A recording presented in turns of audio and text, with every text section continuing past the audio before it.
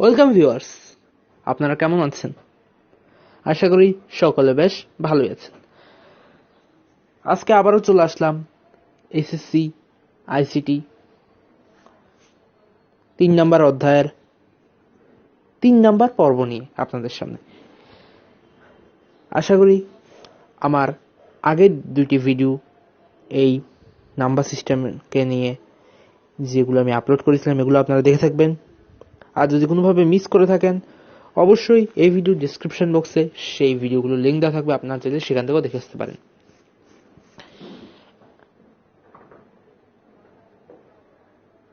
আর আপনারা যদি আমার চ্যানেলকে এখনো পর্যন্ত সাবস্ক্রাইব করে না থাকেন তাহলে সাবস্ক্রাইব করে ফেলুন, আর যারা নতুন ভিউয়ার্স তারাও সাবস্ক্রাইব করে ফেলুন তাড়াতাড়ি।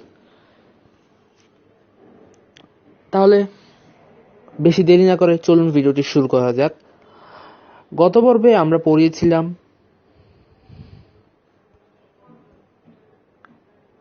এতটুকু, মানে বাইনারি সংখ্যা পদ্ধতিটা কি আমরা দেখেছিলাম। আজকে আমরা পড়ব খুব মোস্ট একটা ইম্পর্ট্যান্ট অনুধাবনমূলক প্রশ্ন, যেটা পরীক্ষাতে আসে, মানে বোর্ড পরীক্ষাতে আসে আমাদের প্রায় সময়। সেটা হচ্ছে কম্পিউটার ডিজাইনে বাইনারি সংখ্যা পদ্ধতি ব্যবহারের কারণটা কি। কম্পিউটার ডিজাইনে কেন বাইনারি সংখ্যা পদ্ধতি ব্যবহার করা হয়? আমরা যেটা জানি সেটা হলো আমাদের যে মানুষের ভাষাটা, কিংবা না ভাষা না, আমাদের যে আমরা যে সবসময় দৈনন্দিন যে কাজগুলো করে থাকি তখন আমরা দশমিক সংখ্যা পদ্ধতি ইউজ করি, কিন্তু কম্পিউটারকে দশমিক সংখ্যা পদ্ধতি কম্পিউটার বুঝে না, হেক্সাডেসিমালও বুঝে না, কিন্তু অক্টালও বুঝে না। সে জাস্ট একটা জিনিস, একটা সংখ্যা বুঝে, সেটা হলো বাইনারি সংখ্যা। কি কি বাইনারি সংখ্যা? বাইনারি সংখ্যা পদ্ধতি সংখ্যাগুলো হলো 0, 0 এবং 1, এই দুইটা। তাই আপনারা যেভাবেই হোক না কেন কম্পিউটারকে 1 0 0 1 0 1 যেভাবে হোক এটাকে আপনারা বুঝাতে হবে, মানে 0 1 ছাড়া অন্য কোনো সংখ্যা, অন্য কোনো ধরনের জিনিস ও বুঝে না। তাই কম্পিউটার প্রাত্যহিক জীবনে দশমিক সংখ্যা পদ্ধতি ব্যবহার করা হয়। দশমিক সংখ্যা পদ্ধতিতে বিভিন্ন হিসাবের জন্য 10টি পৃথক অবস্থা, যেমন 0 1 2 3 4 5 6 7 8 9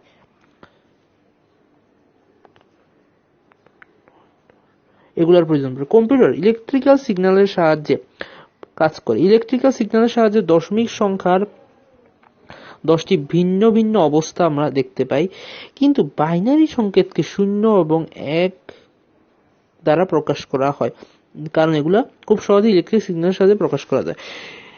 অন্যদিকে দশমিক পদ্ধতির যাবতীয় হিসাব নিকাশের বাইনারি পদ্ধতিতেই করা হয়। ডিজিটাল ইলেকট্রনিক যন্ত্রাংশ বাইনারি মোডে কাজ করে। একটু ঝাপসা লাগছে আসলে। যেমন একটি ম্যাগনেটিক কোর ক্লক ওয়াইজ বা এন্টি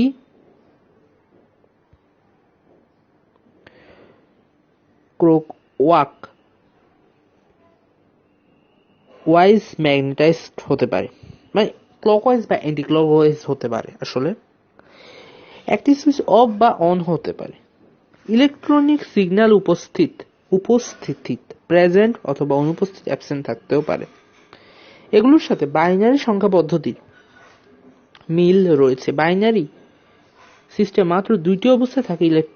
ইলেকট্রনিক সার্কিট ডিজাইন খুবই সহজ হয়। এ সকল নানাবিধ কারণে কম্পিউটার ডিজাইনে বাইনারি সংখ্যা পদ্ধতি সুবিধাজনক। এই 4টি অপশন যদি পরীক্ষাতে আসে যে বাইনারি সংখ্যা পদ্ধতি কেন কম্পিউটার ডিজাইনে বেশি ব্যবহৃত হয়, কিংবা সংখ্যা পদ্ধতি ব্যবহারের কারণটা কি, তখন এই যে 4টা অপশন রয়েছে সেগুলো আমরা লিখতে পারবো। তখন আমাদেরকে 2 এর 2 দিয়ে দেবে। তাহলে দেখা যাক। এখানে দেখতে পাচ্ছেন একজন লোককে, আর এখানেও আরেকজন লোককে দেখা যাচ্ছে। এখানে এই যে তারা কথা বলছে বেস করে, এটা ইনপুট হচ্ছে তাদের থেকে, ল্যাপটপের মধ্যে তাদের কথাগুলো। এটা এখন কোথায় যাচ্ছে? প্রসেসিং হচ্ছে ইঞ্জিনের মধ্যে এ কথাগুলো, এবং এটা আবার আউটপুট হয়ে বের হয়ে যাচ্ছে, মোট আবার ওর কাছে চলে আসছে। এখানে মোট 3 ধরনের কাজ চলছে, সরি 3 ধরনের না, প্রথমে ওর থেকে আসতেছে একবার, আবার ওর থেকে আসতেছে 2 বার, 3 বার, মোট 4 বার কাজ হচ্ছে। মানে এই যে মোডগুলো চেঞ্জ হচ্ছে আর কি, হ্যাঁ বুঝতে পারছেন। তারপর বিট এবং বাইট পরিচিতি খুবই মোস্ট ইম্পর্টেন্ট একটা জিনিস। বাইনারি সংখ্যা পদ্ধতিতে ব্যবহৃত শূন্য এবং এক অঙ্ককে সংক্ষেপে বিট বা বাইনারি ডিজিট বলা হয়। ডিজিট মানে হচ্ছে অঙ্ক। এই বিট হলো ডিজিটাল ইলেকট্রনিক মেমোরি ও সমজাতীয় স্টোরেজের ডেটা ও তথ্য সংরক্ষণ ও ডেটা কমিউনিকেশনের মৌলিক একক। বিটকে ছোট হাতের বি দ্বারা প্রকাশ করা হয়, আর বাইটকে বড় হাতের বি দ্বারা। দেখতেই পাচ্ছেন এখানে এখানে দেখা হচ্ছে। বর্তমানে ডেটা আদান প্রদানের হার বা রেট হিসাব নিকাশের জন্য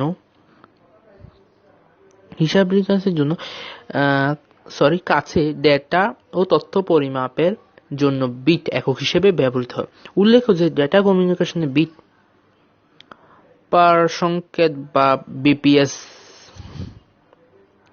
পার সেকেন্ড আর হ্যাঁ তারা বিট রেটকে বোঝানো হয়। যেমন 1 কিলোবাইট 10 কিউব বা 1000 বিট, 1 মেগাবাইট মানে 10/6 বিট বা 1000 কিলোবাইট, 1 গিগাবাইট 10/9 বা 1000 মেগাবাইট, 1 টেরাবিট বা 10/12 বিট বা 1000 গিগাবিট। এগুলো একটু আপনাদেরকে মাথায় রাখতে হবে, এগুলো কিন্তু এমসিকিউতে আসে, অথবা এগুলো দিয়ে আবার অঙ্ক হয়, যে অঙ্কগুলো আমরা পরবর্তীতে করব, যেগুলো জাস্ট এমসিকিউতে হয়, বাট এগুলো ক নাম্বারও আসতে পারে, সৃজনশীল প্রশ্নের ক নাম্বারও আসতে পারে।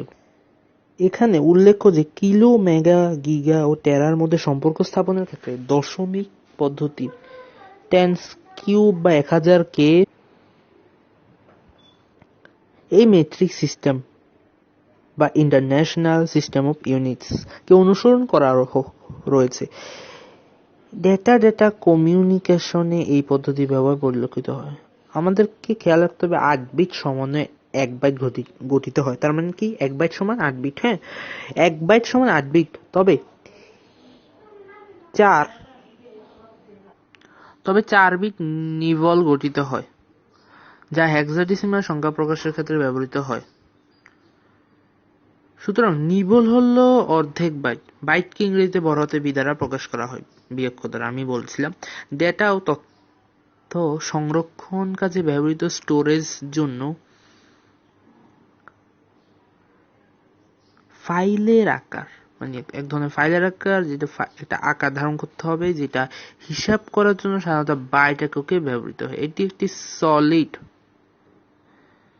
Data technology association JEDEC joint electron device engineering council কর্তৃক ঘোষিত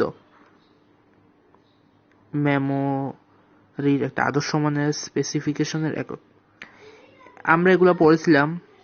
1 কিলোবাইট সমান 210 বাইট, যা 1024, বা 1 মেগাবাইট সমান 220 বা 1024 কিলোবাইট, অথবা 1 গিগাবাইট সমান কত 230 বাইট বা 1024 মেগাবাইট। এভাবে করে যাবে আস্তে আস্তে। এগুলো আপনারা সবগুলোই পড়ে ফেলবেন। এই যে এখান থেকে শুরু করে যেগুলো আছে আর পরের পৃষ্ঠা পর্যন্ত, সেগুলো সবগুলো আপনারা একটু পড়ে ফেলবেন, অন্যভিত্তিক আসে। আর দেখতেই আমরা পাচ্ছি এখানে কিন্তু ম্যাথ রয়েছে। 1 MB তে কত বিট, এটাকে ব্যান্ডউইথ অনুযায়ী কতগুলিতে ফাইল ডাউনলোড করা যাবে, এগুলো রয়েছে। এগুলো পরবর্তীতে আমরা করব। আরেকটি খ নাম্বারে আসার মতো, মানে অনুধাবন আসার মতো একটি প্রশ্ন, যেটা কিলোবিট এবং কিলোবাইটের মধ্যে সম্পর্ক। ওকে, এগুলো আপনারা কিলোবিট এবং কিলোবাইটের মধ্যে সম্পর্ক যদি বলে, তাহলে প্রথমে কিলোবিট এবং কিলোবাইটের সংজ্ঞা দিতে হবে, তারপর ম্যাথ আকারে কিছু দিয়ে দিলে হয়ে যাবে 2 নম্বরের জন্য। আমরা এগুলো পরবর্তীতে দেখব। বিশেষ করে এগুলো আপনারা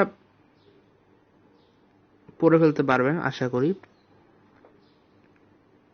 এখানে একটা উল্লেখ্য বিষয়, যেটা এসআই অনুসৃত পদ্ধতির সাথে আইইসি পদ্ধতি পার্থক্য বোঝার উদ্দেশ্যে কিলোবাইট কে কিবিবি বাইট এবং মেগাবাইটকে মেবি বাইট বা গিগাবাইটকে জিবি বাইট, টেরাবাইটকে টেবি বাইট বলে নামকরণ করা হয়েছে। এই জিনিসটা একটু মাথায় রাখবেন আপনারা সবাই।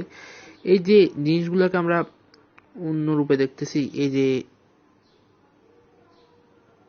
যেগুলো দেওয়া আছে আর কি, এই মাত্র যেগুলো পড়লাম, এই যে লাইনটা এটা একটু ভালোভাবে পড়ে ফেলবেন। আর এই যে ম্যাথমেটিক্যাল বিষয়গুলো আমরা ম্যাথের সময় করব। এবার আসেন আমাদের মেইন টপিক অক্টালে। অক্টাল সংখ্যা পদ্ধতি বেস বা ভিত কি 8। এই পদ্ধতি 8টা অঙ্ক রয়েছে। কি কি? 0, 1, 2, 3, 4, 5, 6, 7। এই আধুনিক কম্পিউটার উন্নয়নের প্রাথমিক অবস্থায় এই গণনা পদ্ধতি কিন্তু ব্যবহার করা হতো। সারণীতে অক্টাল পদ্ধতিতে দশমিক রীতি দেখানো হয়েছে। আমরা একটু দেখি সারণীতে।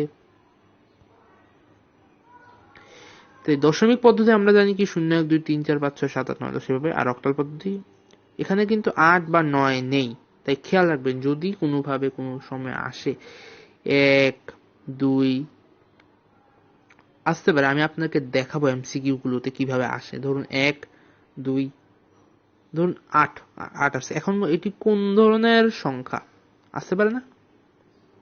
এখন একটা কথা খেয়াল রাখুন, কতে দিল একটা, খতে দিল একটা, গতে দিল একটা, ঘতে দিল একটা, এভাবে দিতে পারে। এখন ধরুন এখানে অনুযায়ী এটা কিন্তু অক্টাল কখনো হবে না, কারণ এখানে 8 রয়েছে। কি রয়েছে? 1, 2, 8 কি রয়েছে এখানে? এখানে রয়েছে 8, যেটা আমাদের অক্টালের মধ্যে নেই। এখন ধরুন গতে দিলে অক্টাল, তাহলে গ হবে না। তাহলে আপনারা একটু ভেবে নেবেন। এখন হতে পারে যে সবগুলো হতে পারে, তাই না? অবশ্যই হ্যাঁ, একটু ভেবে চিন্তে আনসারটা করতে হবে তখন। এইটা হলো যে অক্টালের বিষয়গুলো। এবার আসুন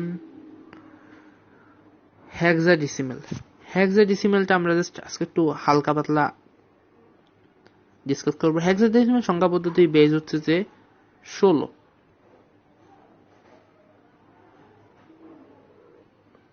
আর এই সংখ্যাগুলোর এই পদ্ধতিতে সংখ্যা যেগুলো হচ্ছে 0, 1, 2, 3, 4, 5, 6, 7, 8, 9, 9 এর পরে কিন্তু A, B, C, D, E, F। এখন কথা হচ্ছে একটা জিনিস আপনারা একটু খেয়াল রাখবেন, A সমান কিন্তু 10, B সমান কিন্তু 11, C সমান কিন্তু 12, D সমান কিন্তু 13, এভাবে করে যাবে।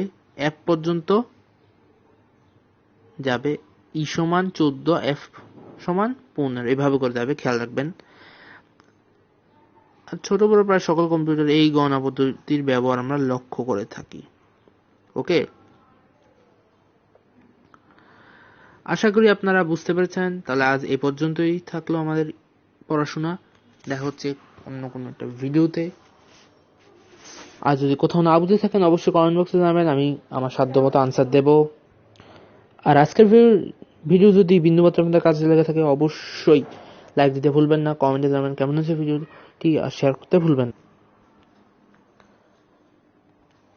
তাহলে আমরা পরবর্তীতে আমরা এগুলো জানবো, পদ্ধতি, প্রয়োজনীয়তা এবং কিছু। আশা করি আমরা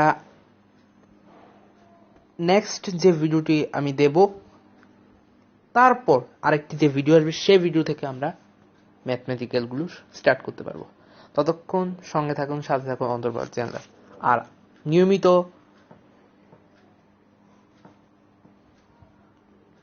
আমার চ্যানেলের সঙ্গে থাকবেন, ভালো ভালো আপডেট গুলো পাবেন।